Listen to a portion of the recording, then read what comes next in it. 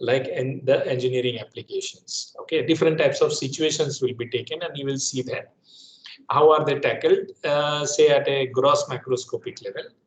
And by the time we finish the lecture, you will realize the importance of computer programming and numerical simulation related to that.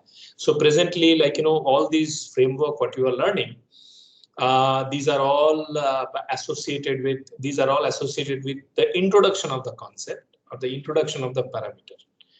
And then later on, you will, while you go for engineering applications and all, you will find that the usage, the way you use these parameters will be a little bit different, where you will be using a lot of software programming and all in order to calculate them. Right? So one property that we define, G irradiation. So total radiation incident upon a surface per unit time per unit area. These are the two very important parameters. These are the two very important aspects of irradiation. You have to remember, per unit time per unit area. Similarly, J is the radiosity, total radiation that leaves the surface per unit time per unit area. Okay, and that's the reason why you will find moment we calculate these two parameters, area will always be multiplied with that. Okay, at the end you will see with view factor the area will be multiplied, right? So essentially, if you look at this picture, so any irradiation coming, this also coming from a real surface somewhere. So any irradiation is coming on the surface. Okay, a part is going to be absorbed. Okay, now say a black body will emit the similar amount which it is absorbing. So there, this epsilon EB corresponds to the black body that is radiating or emitting the amount that it has absorbed. A part will get reflected. G is irradiating, rho is the reflectivity, so a part will get reflected. So the radiosity will become the part that is emitted plus part that is reflected. So this is the real life picture. Only thing that we did not consider here is that if there is a transmittance, then what is going to happen, and we'll see as we progress. We'll take up that one later. So J is nothing but emissivity into epsilon B. Okay, the part that is as a black body, it is emitting, and the part that is getting reflected. And we know that, say, suppose if the transmittivity is 0, it's a very opaque surface, then what happens? I can write alpha plus rho, that is absorptivity plus reflectivity is equal to 1. And that gives me reflectivity with respect to 1 minus alpha equal to 1 minus epsilon. It's a very simple relation I obtain. So do I replace by again 1 minus epsilon? Kindly mute yourself. Everybody should mute yourself. Some noise is coming. Okay, and now what is Q by A? What is the heat flux? J minus G. What is J minus G? J is, I just replace this rho with 1 minus epsilon that I derived in the previous. And then if I assemble this together, I get a very simple relation like this, where Q equal to EB minus J by 1 minus epsilon by epsilon A. Now, you can see that whatever is coming in the denominator for heat transfer, that is the resistance, and this is the driving force. So this is the driving force, and this is the resistance. So EB is a black body, okay? And then it is facing a resistance like this, and the J is the radiosity. Okay, so this is one part that happens from, say, one surface. It is receiving some irradiation and it is emitting. So let us see that, say, suppose there is an area which is A1, suppose there is an area which is A2. Okay, and my objective is to get what is the net interchange between these two surfaces. So how do I do that? So I know that, see, A is going to, so what is Q12? What is Q12? Right? Q12 is that first A is going to have a radiosity which is J1. This is per unit area, so you multiply with A1. And then, it sees only F12 part of, F12 means how much it sees to this. Okay, so suppose if they are exactly opposite to each other, then the F12 will be 1. But say suppose they are like this, a little bit staggered, then what happens? Then you see that they don't see each other. They don't see each other that way. So it will be a fraction, right? So one is how the radiation is coming from here to here. So that part is this. Whereas it will also receive back a part, say a part it will receive back from J2. Okay, so it not only like it is losing a part from here, but also it is receiving a part. So the net interchange between the two surfaces Q12 is J1 A1 F12 minus J2 A2 F21. Okay. Now from the rule of view factor, you know that A1 F12 equal to A2 F21. If you replace here Q12, you will get something like Q12 J1 minus J2 divided by half of A1. This is the net heat transfer between these two. Okay. Now, if you put that way, then you will see there is another resistance factor coming, which is 1 by E1 F12. So in a system like this, there will be one resistance factor associated with this material surface, and the other resistance factor will be due to the exchange. So what is the Q net? Q net, you will see EB1 minus EB2. Say suppose there is something emitted here, something emitted here. So EB1 minus EB2 divided by, you can see the resistances, how are they done? One is due to the emissivity of this, one is due to the emissivity of that, and the third one is because of the exchange. And you can really go for a very simple diagram of a circuit diagram, which is like this. This is related to this surface, this is related to that surface, and then once you have somewhere in the middle, you have a view factor and area resistance associated with that, which is basically talking about like the exchange. Okay, so now say suppose if you have three surfaces, suppose 1, 2, and 3. If you have put three surfaces here, how will it look like? You may see that it will look like this. So each surface will have a resistance associated with its own emissivity, and then you may see that one is watching 2, one is watching 3, and 2 is watching 3. So you will have three resistances associated with the view factor. So if you combine them, you may see something like this. So radiation network for three surfaces that see each other and nothing else. This is the radiation network we have just discussed. Okay. Now radiation network, two plane or convex surfaces enclosed by a third surface that is non-conducting but re-radiating. That is an insulated surface, right? Non-conducting but re-radiating. So in that situation, you may see you will develop a circuit diagram like this. Okay, so different types of conditions can be imposed in order to really. So say suppose how is this 1 minus F1 and M2 is coming. Notice that the values of space resistances have been written as F13 equal to 1 minus F12. So you have just replaced those view factors the way you have calculated here.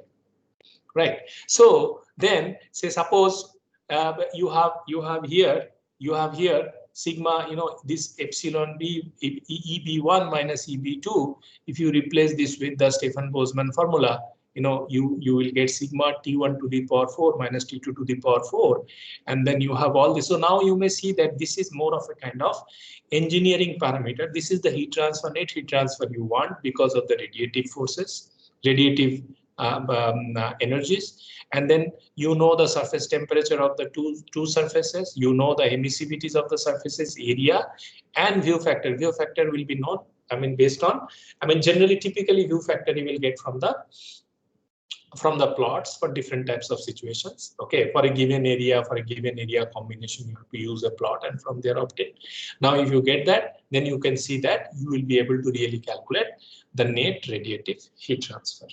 So same here. So say suppose for this sort of network, you may see that there will be another heat transfer. So essentially you will see that we have to go for this sort of equations and combinations where we are going to calculate like what is the net heat transfer. So different types of circuit diagrams would be there. Like say suppose if you have two parallel plates. Okay, you have two parallel plates. So suppose you have parallel plates which are perpendicular to each other, right? These are not parallel plates, two plates perpendicular, 1 and 2 perpendicular to each other, and they are at different temperature. This is a room at a different temperature. This one is temperature, 2 is like it's an insulated material. Now if you have this sort of combination, what you can do, you can see really you can generate this type of network diagrams. Okay, which is going to tell you like how exactly this heat transfer is taking place. Now one can really for parallel surfaces, you can assume this A1 and A2 to be same. So if you really assume A1 and A2 to be same, then you can reduce the heat transfer equation like this, and you may find that in this situation view factor also assumed to be 1. So different types of problems you will see we will do for this infinite parallel surfaces in the tutorial tomorrow. So some examples are given for, say, suppose this is also, you can see that there is a cylinder that is encapsulated by a cylinder. This will give an equation like this. There is a circle which is encapsulated by a convex object. It looks like this. It will look like this. Two parallel surfaces. It will have equation like that. So a combination of different types of geometries which are pertinent to different types of heat exchanger application have been devised for this sort of calculations. Okay. Now this is simply using the irradiation and radiosity, and here we are considering that a part is absorbed, the surface is a black body and it has emitted the same amount, right? And then there is a part that is getting reflected. So this much amount of reality that we have imposed on the black body radiation. Now this is the example of an emission of a cavity. So you may see that there is a cavity in the front which has an area of AO, and AI epsilon I is the area of the cavity. So you may see that again using very similar formula, we are able to really get the net radiation exchange from the large enclosure to INS. Okay, INS, ONS, and from there we are able to really see the emissivity. Right? Go through these things. These are all very simple, like calculations the way we have done previously. Now, one very important concept is the usage of radiation shields. Example, where did you see this use of these radiation shields? Say, suppose if you see some car is parked on a very bright sunlight, you will see that near the steering there will be a very highly reflective surface that somebody will put, so that whatever radiation coming through this windscreen, that gets reflected from the surface, right? So essentially, this was the situation that this is your say suppose solar surface, this is your say suppose windscreen, and through which the radiation was taking place. But what you did, you put a very highly reflective surface in the middle. Okay, so that it doesn't allow it to go. Now that is a very highly reflective radiation shield which we will take up later. But for the time being, we put the problem like say we put an obstacle in the middle. Say suppose you have a surface. So what is the radiation shield problem? You put a surface 3 in between 1 and 2. Okay. Now radiation between parallel infinite plate and without a radiation. This is a without a radiation shield. This is a with a radiation shield. If you have one slit which is put in the middle, then how exactly the entire architecture first it is going to change. We will consider the reflectivity, absorptivity, emissivity, transmittivity much later, right? So what is the situation here? Situation here is that there is a heat flux from 1 to 3. There is a heat flux from 3 to 2. And then in a steady state situation, this you defined as Q by A, right? Now, what is Q by A? Q by A is, say, sigma T1 minus T3. Now you are applying two parallel plate equation between T1 and T3. And then you are applying the same equation in T3 and T2.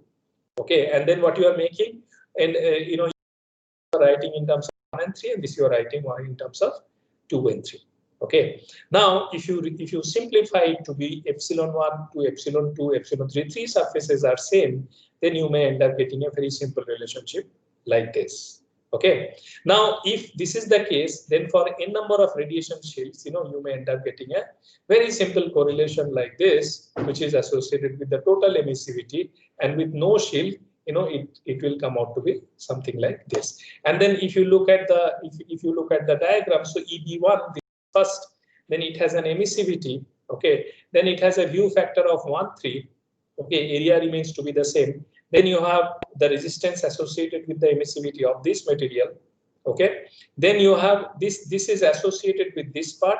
This one is associated with this part. Then you have 3, 2. View factor 3, how 3 is observing 2, and then you have the emissivity from 2. So now you may see that you have this particular part is coming twice here, okay, in terms of calculating the net heat flux associated with radiation shields. Okay, now you can just put a number up there and then the driving force and the total at the bottom. So that will come out to be something like this. It will be a series function. Gas radiation, it's a very interesting concept. That says, suppose when we are really looking from one surface to the other surface, we have to imagine that. You know, there is something in the middle, right? Say when I'm thinking that, suppose when I'm going for the radiosity situation, say suppose this is coming here. Now, is it coming without getting absorbed? Now, when it is getting reflected back or like, you know, emitted back. Now, question is that whether is it only emitted back or reflected back, or is it getting absorbed in the gas medium? The most realistic situation is something like this, where we have assumed that there is an intensity that is of light that is coming from here, but then there is a medium that is in the middle. Like, say, suppose you see, you know, whenever we see the solar light is coming from sun to earth crust, you know, most of the places it is empty. Okay, it is white. There is no atmosphere. But then near Earth, you know, kilometers you have got atmosphere. Now with this atmosphere, there will be absorption of this light, right? And this gas radiation, when people studied, it gave one very beautiful law, which is called the Beer-Lambert law. Okay, which tells that any radiation which takes place when it is passing through the medium, it is not only the area and the view factor that decides. In the middle also, there are layers of different gases at different places. Suppose if we see the top of the atmosphere, there is ozone, right? Now, say suppose if you come towards the bottom, these are heavier gases will be more and more will become more and more important. So you have different layers of gases across the atmosphere, and they will have different types of absorptivities. And so what we write that di lambda for a given layer, di lambda is a lambda I lambda into dx. Okay, where a lambda is the monochromatic absorption coefficient for that. Okay, I lambda is the intensity there, and dx is the width. Now, what you do if you integrate between these two, this is the law that you get I lambda by I lambda 0, I lambda at x by I lambda 0, which is the initial intensity, is e to the power minus a lambda x, and this is called the Lambert-Beer's law. So as the intensity goes, the intensity, because of this gas that is there, it is going to be exponentially attenuated from the main intensity. Okay, so the monochromatic transmittivity, whatever light is going from here to here, here to here, here to here, like, you know, whatever light is going, that is what is the definition of transmittivity. That transmittivity is nothing but e to the power minus, this is a lambda x is the proportionality constant, and this a lambda becomes alpha lambda, that gives you the transmittivity. Okay, and tau lambda plus alpha lambda equal to 1. This is the absorptivity and this is the transmittivity. So these two you get. What is transmittivity? Whatever is transmitted. What is absorptivity? What is getting absorbed? And these two are almost equal to 1. Now, in this sort of situation, you can really see the absorbance. When we see gas particles are very sparsely populated. So absorbance will be very, very small, but then transmittance will be very heavy, and that's the reason why you are putting this from that perspective. Okay, so now if the transmittivity is like this, what will be the absorptivity? Absorptivity, you will see that will be 1 minus e to the power minus alpha lambda by alpha lambda into x, that is at x. So you can really calculate what is the absorption, which will be very small. Literally, this is more or less transmission, right? But then what exactly is that you are able to get using the gas radiation law associated with the Lambert-Beer law. Great. Now comes, you know, gas radiation actually gives you the idea of, now up to this point we were not considering the surfaces to be these surfaces, we were not considering to be the transmitting. Not only the medium, these surfaces also can be transmitting. Okay, any surface that you take, that can be a transmitting surface. Actually, surface with a zero transmittance is non-existing. Okay. So what is a transmitting surface? So suppose you have a surface which is in the middle. Now say suppose Qy is coming. Now again I am assuming this to be a black body, this to be a black body, which is an idealization. But say suppose you have a surface membrane which is there. This is transmitting, right? So what is a typical, like, transmittance? It's a transmittance again will have the issue associated with the range of wavelength for which it is transmitting. Say suppose soda lime glass. You may see that it is 90% transmitting of these wavelengths. Okay, now say suppose if you increase the thickness, what will happen? It will be 0.75. If you increase the thickness, then it will become 0.65. Aluminium, you will see, like, it is a very thin. It's like, 0.85. Like, Pyrex, you will see like, 0.65. So you may see that as the thickness of the medium increases, as you change the material, what happens? The transmittivity of the material changes. Okay, and that is defined from the Kirchhoff's identity, that alpha m plus tau m is equal to 1. Okay, is equal to epsilon m plus tau m. Later on, you will see that three things will come together. This is I'm taking, like, see earlier what we took it from only reflectivity and absorptivity. We started with the situation where there was only consideration of reflectivity and absorption. So here we took alpha plus rho equal to 1, which is a zero transmitting surface. Okay. Next, what we did, we went for like, there is no reflectivity but only transmittivity. So where we took alpha m plus tau m equal to 1 and alpha m equal to epsilon m for a black body, so that can be written as epsilon m equal to tau m using Kirchhoff's identity, right? So now say suppose if a flux is coming, the energy leaving the surface 1, that is transmitted through the medium and arrives at 2, can be written J1 is the radiosity of the surface, A1 is the area of the surface. So J1 is per unit area. You multiply, that is the total radiosity of the surface. Now this surface looks at this surface F12. This much amount is visible to you. This surface, has visibility of this much amount. But then if this is the total amount that was coming, if there is a transmitting medium which is in the middle, and it has a transmittivity of tau m, so only tau m will come here. It will not the total one that will come here. Similarly, from 2 to 1, if tau m is the transmitter, only tau m will go back. So what is the net Q1 to transmitted is this. Okay. Now, if you rearrange a little bit in terms of tau m is leading to 1 minus epsilon m, so you may get a transmitted surface to be, you can see that moment you are putting a transmitting surface in the middle, one can do it for these two also. You may just modify those equations just by putting, like, when you are manipulating epsilon, you may just have to put 1 minus tau m there. So, it will come out to be like, something like that. So Q1 to transmitted is, just by putting a simple rule. So you have a Q, this is a black body, you have a transmitting surface which has tau m, and then there is another black body, and this view factor is F12 and this view factor is F21. Now in that situation, the heat flux comes out to be, what is the total transmitted energy? It comes out to be something like this. Okay, again, which can be put forward, like, an absorbing transmitting media. Okay, now we consider the exchange process between surface 1 and the transmitting medium. Okay, so surface 1 and transmitting medium, how? Since we have assumed that the medium is not reflecting, it is not reflecting, the energy leaving the medium is precisely, say, Jm will be epsilon m and EBM. Okay, energy leaving the medium amount reaches surface 1 is Am Fm1 Jm. Okay, so Jm is leaving. Jm is leaving from here. Jm is leaving from here. Okay, so then Am Fm1 Am is the area of M. Okay, which is the medium, and Fm1 is the view factor. How Fm1 is what? Fm1, how does this one looks at this? Okay, so Jm is the emission. Okay, this is the one which is, so Am F1m Jm is equal to, now what you do, you replace Jm with Em epsilon m. So this factor you multiply here. So this is the one that what, surface 1.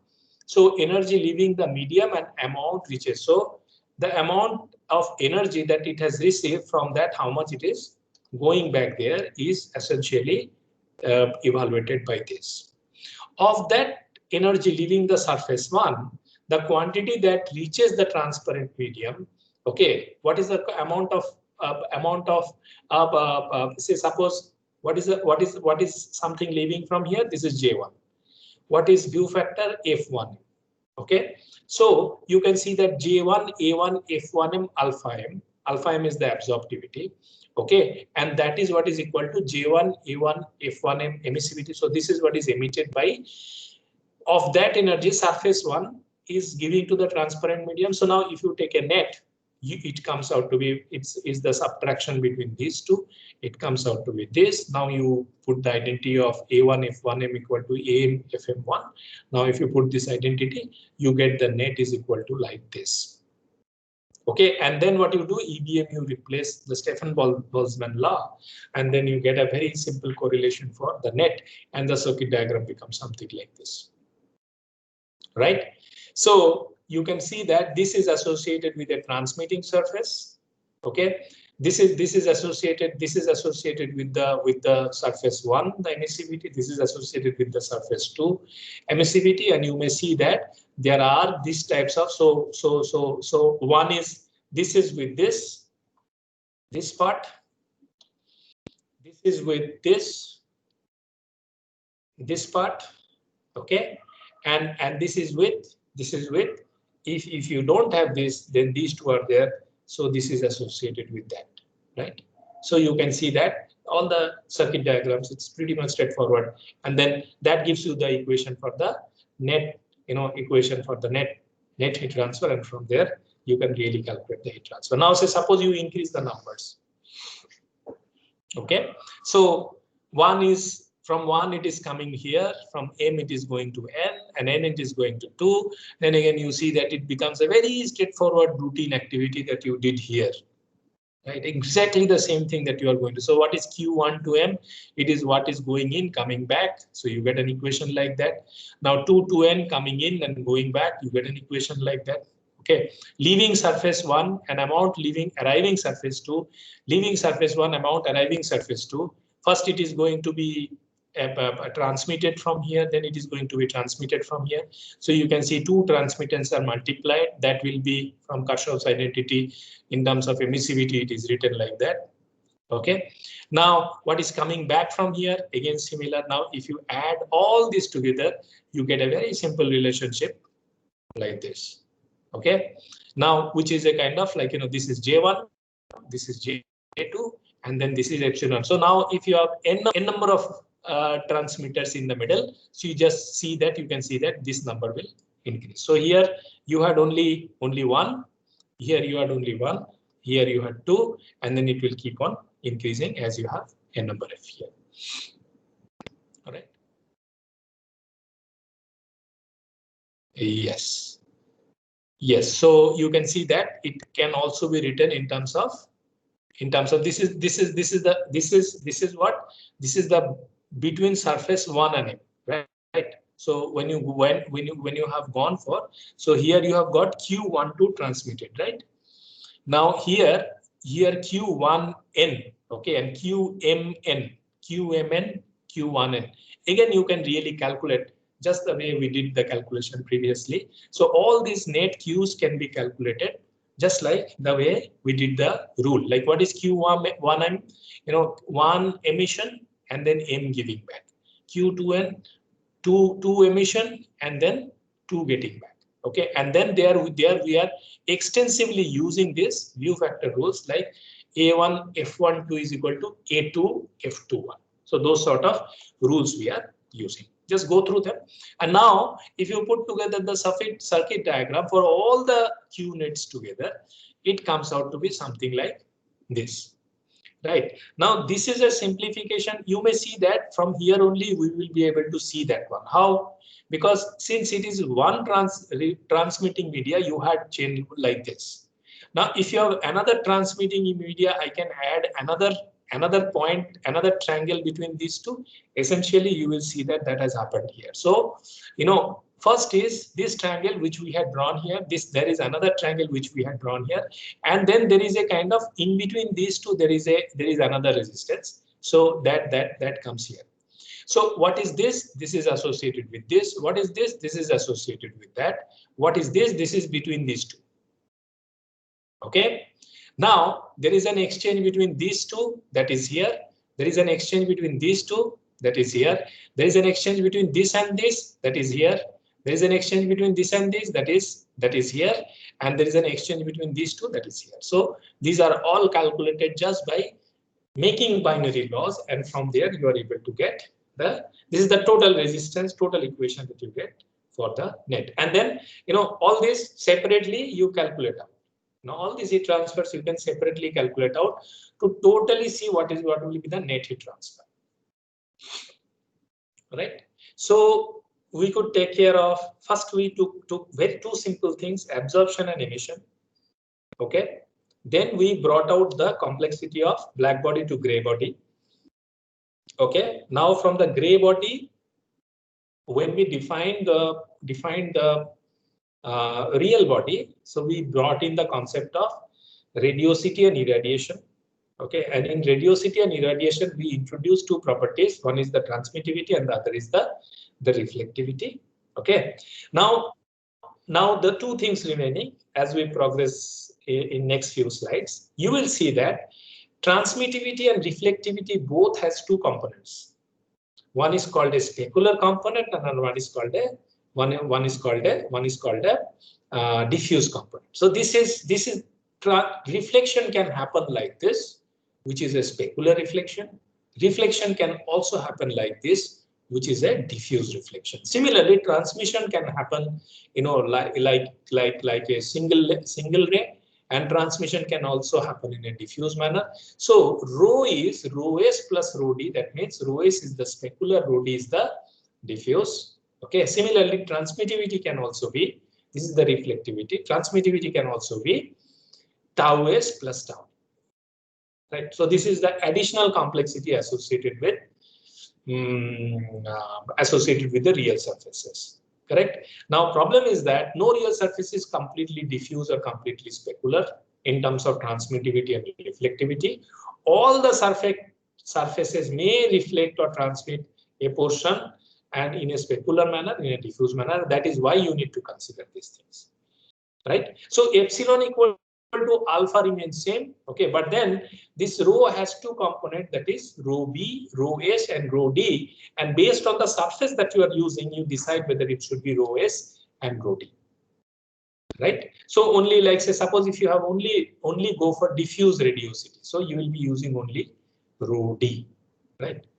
Okay. If you are using only specular radiosity, then only you will be using rho s, right? So the total heat transfer equation can be divided into two parts.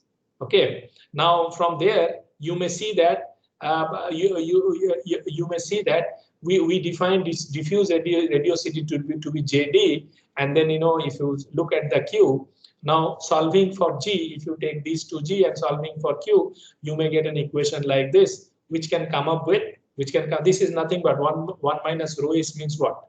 1 minus rho s means what? You are basically considering the diffused part here, right? So one can really go for circuit diagrams like this, which is an additional complication for the specular surfaces. Okay, so diffuse you are getting rid of the diffuse. So diffuse you are defining as rho minus rho s, okay, or rho is represented as here is represented as only rho s, which is the specular surface, right? So in that regards, say suppose 1 and 2, this we did previously, Q1 to 2, J1D, again you are only looking at the diffuse, okay, and then A1 into F1 to 1 minus rho 2s, Q21 is equal to J2D, rho 2s, and from there you get a circuit diagram like this. Now, example, say this is a very interesting example where you see that it's a combination. So suppose you have a surface 1, 2, 3, 4, and here you have a mirror image of that. That is 4, 1, 2. So 2 has a mirror image of 2, 4 has a mirror image of 1, 1 has a mirror image of 1. Okay, and the system with one specular diffuse surface. So 1, 2, 4, 1, 2, 4 are diffusing reflecting, but 3 is a specular diffuse reflecting. Right. So in this sort of situations, you may end up getting the heat transfer related to this. These are all more mathematical. So it will be better that, if we do some problem during the tutorial related to this type of things, and that will make the whole thing, if I just look at these things, it will not become very, very clear. So you may clearly see that, in this sort of situation, say suppose you are going for EB1, EB2, EB3, and EB4. There are 4. But whatever in the middle that is coming, it is because of, say just to give you an example, that say suppose 3 is a specular diffuse reflecting.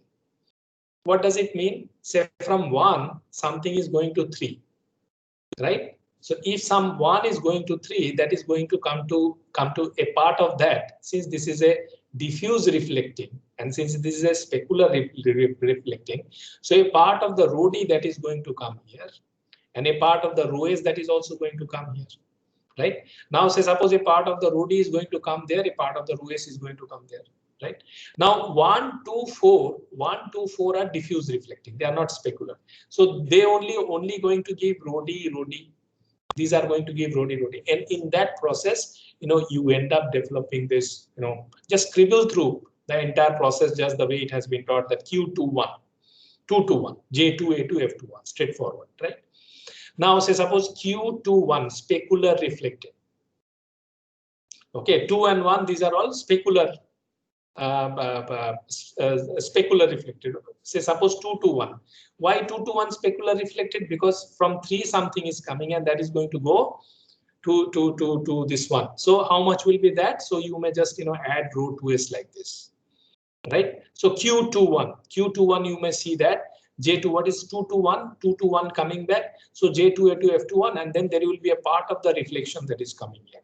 Similarly, 1 to 2, there will be a part of the reflection coming here. So in that process, if you go for the net for all these 1 and 2 and all these different types of things, you end up getting a circuit diagram like this. Great. Even more complicated things can be done. With this, as we are progressing, you may see that by this time, it will become unmanageable. And then, what generally we do right now, we divide this into a number of boxes. You can see that this will become beautifully like, M by N matrix. Okay. And from each and every surface, we are going to apply this sort of arrays in terms of looping over a computer programming. And we can come up with like, calculating these resistances for each and every surfaces in a programming manner, okay, which is perhaps beyond the scope of this particular work. But I'm just telling you that, a simple surface like this is going to be as complicated as this. But then this is not a very difficult mathematical problem. It's just linear algebra that you are doing. But then, in this sort of problems, the main issue is that you may lose out the track of a few happening. And that's where, like, you may end up doing a error in the calculation. Better is to like, put this to the numerical programming. Finally, you have to pull everything together to transmitting, reflecting, and absorbing. Correct? So now this is the entire thing that has been embedded, right? All the different features have been. So alpha is the transmittance. Say suppose M is, see, I'm just considering the internal part. You may also think that these two also can be. These two also have can have this all these properties, right? Just to simplify that, what is radiating and what is absorbing. These we are keeping as this is a black body that is radiating, and this is a kind of black body that is absorbing, and in between I have a medium, which is a kind of absorbing, which is a kind of reflecting, diffuse reflecting, which is a kind of specular reflecting, and which is a kind of transmitting. This transmitting also you will see later will have the diffusing and the specular and the diffusing part. Right now, from Kirchhoff identity, we know this. So radiosity for this we can define like this, as we have defined. Q is like this. So if I replace back with all view factor things, I may end up getting solving for G. I may get something like this. So transmitted between 1 and 2 becomes straightforward. Okay, 1 and M, it becomes straightforward. Okay, so One can see 1 to m. You can, how do you do 1 to m? So you may see that J1, okay, 1 to m, J1, A1. J1 is the radiosity of 1. A1 is taking out. Now F1m, how 1 sees m. Okay, that is F1m. And then this will be how much? This will be absorbing how much? So it says that 1 minus tau m, 1 minus tau m minus rho ms. Okay, that is going to give you the absorptivity of that. Right? That is going to give you the absorptivity, which will be equal to the emissivity of that. Right here, you may ignore this rho d part. Right now, diffuse energy. See, this is the heat exchange between surface 1 and 2. Diffuse energy leaving the m surface. How much is diffuse energy leaving? So JMD into AM into, so this is the specular energy that is absorbed. This is the diffuse energy that is going out, and from there you can get the Q1m, something like this. And likewise, as you get the denominators different, the resistance also changes in the circuit diagram. So this is a network. You can see that this is the network diagram for the same as the calculations we did in the previous slide. Right? So now this is a diffuse and specular transmittance. Again, transmittance can be of two different types, tau s and tau d. Okay, and in that sense, see, these calculations are made very simplified. Why? Because if I include all these absorptivities and specular diffusivities, reflectivities, then this will become jumbled up. So you consider only a surface which is a transmitting one, and it has two components. One is the diffuse transmittivity, and one is the specular transmittivity. So suppose I am doing like Q and 1 and 3, okay, which is the diffuse transmitted. So J1 is from 1 to 3, A1 is the area, F12 is the view factor, and tau 2d, this is the transmittance of the diffuse, right? So amount transmitted through 2 and amount arrives at 3 is something like this. So similarly, amount leaving at 3 and transmitted to 2 is something like this, and from there we get the net. And as we use these identities, the resistance calculation becomes much simpler. Just to give you many examples to show that although it looks very, very complicated and involving, but then it is about doing the algebra correctly. Right. Now, say suppose if you have two infinite parallel space, and you have opaque and diffuse. So this is going even more realistic. Now I have left these two black bodies. Okay, and then this has become opaque and diffuse, right? 1 and 3 is opaque and diffuse, and 2 is a transmitting. So this is the way generally you start getting. Say suppose you are doing an optical fiber in telecommunication, right? So you have an optical fiber. Optical fiber means it will be highly reflecting surfaces, right? Now there will be different types of view factors based on how they are reflecting. So into those sort of situations, there is a high energy that is in transport. So in those sort of situations, you may see that opaque and diffuse, these are all opaque and diffuse surfaces, and this is a highly transmitting specular surface. So how exactly you are going to tackle? So you may end up getting a circuit diagram like this. Like say suppose if I look at it, it looks very complicated, but how will be the interpretation? Let us start here. EB1, this is considering it to be black body. EB3, this is considering this to be black body. What is J1? J1 is the radiosity of this. What is J3? J3 is the radiosity of this. Now when J3 and J1 are there, which are the radiosities, now it is coming out to be say A1, F13 tau s. What is that? This is between these two. Okay, this is between these two. Now you can see tau 2d because of this transmitting and specular diffuse. So a part there will be a resistance that is associated with this tau 2d, right? Now there, if this was a black body, that will be the starting point here, which is the EB2. Now what are the two resistances? You can see that there will be two resistances that are associated with. One is the resistance associated. This is the associated with what? This is the associated with the absorptivity between. Say suppose this is, if you are going from here to here, that means you are reaching from here to here. You are going from here to here. That means you are reaching from here to here. And these are the resistances that are associated with the reflection as well as the transmission that is happening because of the properties of the surfaces that are present here.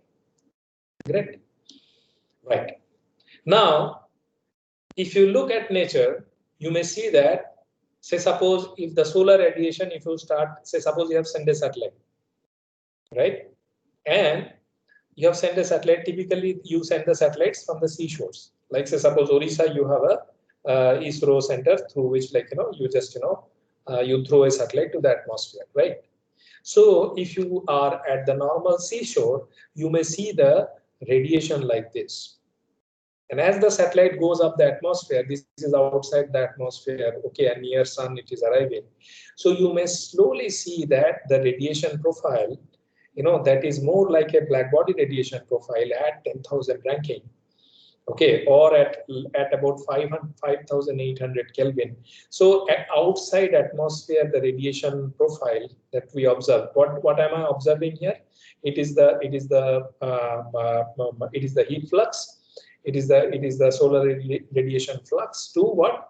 To different wavelengths. So this is about 200 nanometer. This is about like 2 micron, right? So this is about 200 nanometers, this is 2 micron. So I'm looking at the entire, so this is UV. Okay, so there's a visible domain here. Okay, and this is IR, this is near IR, this is far infrared. Okay. Now, if you look at the entire electromagnetic spectrum, that is more of a kind of black body type outside Earth atmosphere, outside the atmosphere of any planet or any constellation that is there.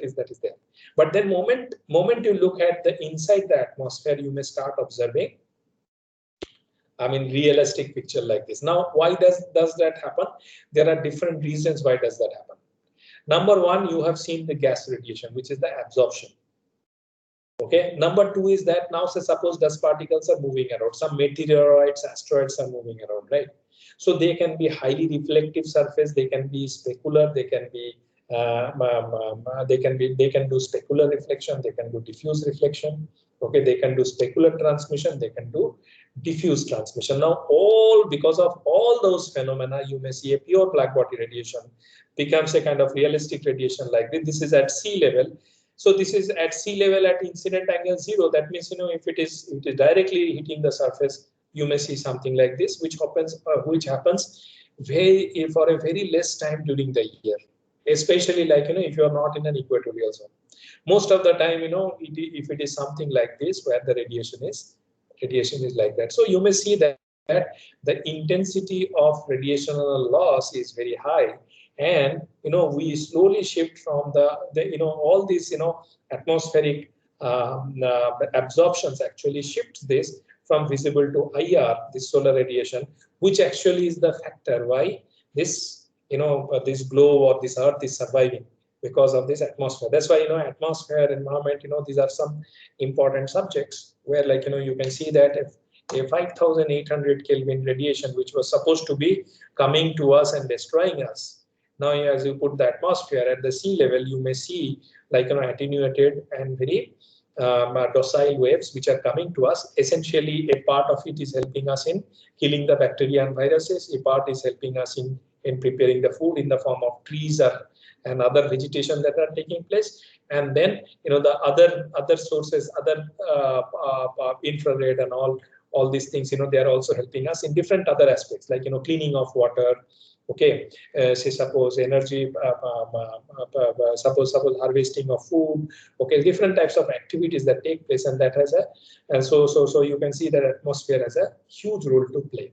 Okay, one of the very, very important aspects one can think about, like, in futuristic times, like, say suppose if I create solar panels in the space.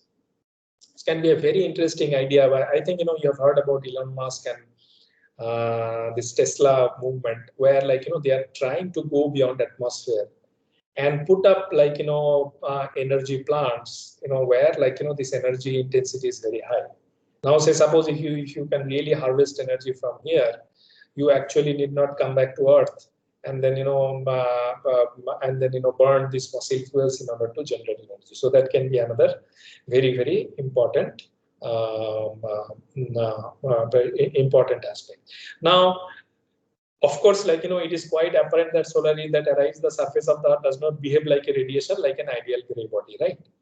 But if you take into this account and if you just look back the whole thing and put back everything together, so equivalent to a black body, so you may identify, like, this should be this equivalent solar temperature for thermal radiation is found to be about 5800 Kelvin. Okay, so these are typical absorptivity of different waves. Now, absorptivity has a very big issue associated. In the first slide, you may see radiation. It was for a particular wavelength, the way we define the absorptivity, right? Now, all absorptivities, you can see it is not for all the wavelengths. Absorptivity is wavelength specific. I mean, transmittivity, absorptivity, we all use the average value. So you can see different types of materials have different types of absorptivities at different types of wavelengths based on their molecular architecture. Right now, when you go for radiation in the atmosphere, you go for a few things. Okay, one parameter meteorologists and hydrologists use is called the parameter called insolation. It's a very interesting parameter, insolation, which is describe the intensity of direct solar radiation incident on a horizontal surface per unit area. So this is irradiation is taken into insolation. So irradiation is defined as insolation in terms of solar radiation, okay, which is defined as I, and the unit is Langley, and Stefan Boltzmann constant becomes like this in terms of Langley per minute Kelvin to the power 4. Now, based on this, you define a parameter called albedo. Okay, it's a very important parameter. In numerical problems of radiation, albedo, the scattering albedo, okay, is very, very important. What it says, the reflected energy to the incident energy, because this albedo actually tells you how much incident energy has been lost. Reflected means you have lost it, you did not use it, right? Sometimes it is useful, like say suppose in umbrella you want to reflect the light back, right? But sometimes it is not useful. If you really want to heat up something, incident energy should be entirely absorbed, right? So this albedo is a parameter, and albedo for different materials, you may see that albedo has been defined as different things. So water, you may see that albedo is this, whereas potatoes and all, you can see different types of albedo for different segments. See, this albedo is a very, very interesting parameter which has been used for different numerical calculations. Some of the salient features. So you can really understand that radiation heat transfer is essentially absorption. Emission is very much closely associated with that. Scattering, okay, and reflection properties atmosphere. Two types of scattering you can see. We have more or less understood reflection and absorption. So what is scattering? Now, scattering can be of two types, molecular and particular. What is molecular? Say suppose when the solar irradiation is traveling to Earth atmosphere, it is interacting with the gases that is present in the sky, like oxygen, nitrogen, whatever, and that is the reason for this blue color. So these molecules are absorbing this ultraviolet rays and high energy rays, and then when they're relaxing, they are emitting overall this type of color by air molecules. Okay, so this is called a molecular scattering. Raman effect, if you look at Raman effect, the discovery of Raman effect, Raman first thought about this thing looking at the color of the ocean. So suppose white light is incident on ocean. Now white, sometimes green, white, sometimes blue, white, sometimes grayish, the color of water. So it is because of molecular scattering. And the other scattering is called the particulate scattering. Right. So this is the result of the interaction with many types of particles that are suspended in air, dust, smog, water. So this is another method of scattering. So these two are different.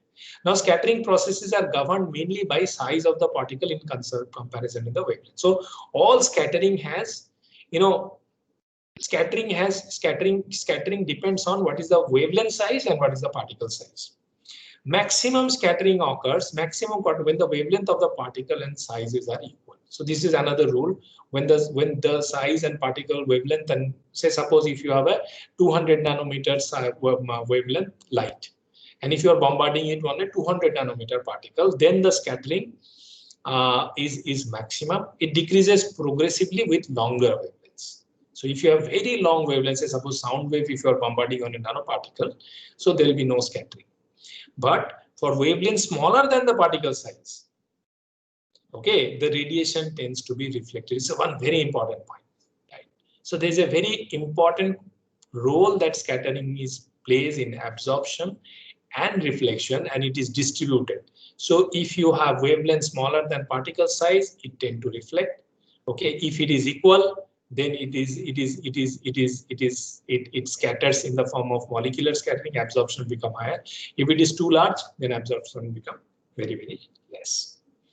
Right. So these are the typical, like, thermal radiation, again, wavelength to, like, say this is ozone. So this is the way, like, thermal radiation spectrums for Earth, primarily absorption, different types of absorption bands, different. See, you can see ultraviolet wavelengths are absorbed by ozone. Okay, say water, it absorbs this, carbon dioxide. So different types of material, they absorb this, and this is the insolation parameter associated with that. Now, when we measure temperature, we always say that, say suppose there is a fluid flow that is taking place in a pipe, and then, we put a thermometer, right, to measure. And now thermometer is like, it is getting heated up because of convection.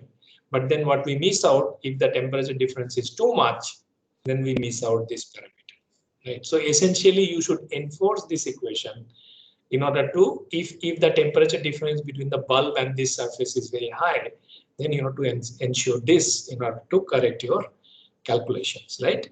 That actually opens up a very interesting concept that you really write Q, heat transfer in terms of, like, you write both radiation and convection in the same way, that there is a heat transfer coefficient associated with convection, there is a heat transfer coefficient associated with the radiation, A1 TW minus TR. So you write the heat transfer associated with this, then the equation simplifies. Then this you are writing as HR into T1 minus T2. Okay, and HR becomes what? If you simplify this, HR becomes something like this, which becomes a heat transfer coefficient is a function of temperature, and all these emissivities, area, absorptivity, Stefan-Boltzmann constant, and corresponding R value you write as 1 by resistance is 1 by HR. So what we studied, like, out of a black body, energy of a black body, different shape factors or view factors. Okay, net energy of a black body. Okay, net exchange between two large surfaces, different radiational balances, different surfaces, and the influence of absorptivity, reflectivity, and transmittance in real surfaces. So that actually completes our explorations associated with radiation. Any questions?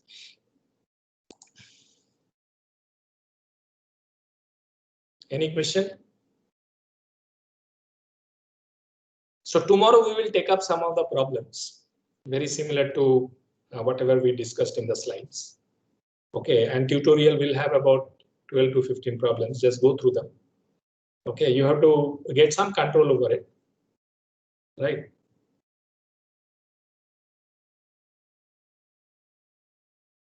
And then I think you will be able to really get the details of. Some of the problems are a little bit involved. As you see, like, the circuit diagrams can be made very, very complicated. But as such, like we were doing, like partial and ordinary differential equations and boundary conditions. In radiation, it is pretty much straightforward. These are all algebraic equations, and you have to set up the equations correctly and then solve it. Although the problem is more complicated than conduction and radiation, conduction and convection. Okay. Okay, then if you have any question, I wait for a few minutes, or don't have any question. Great. So if you do not have any questions, so we meet tomorrow at 12 noon with the tutorials. Okay. Thank you. Thank you so much.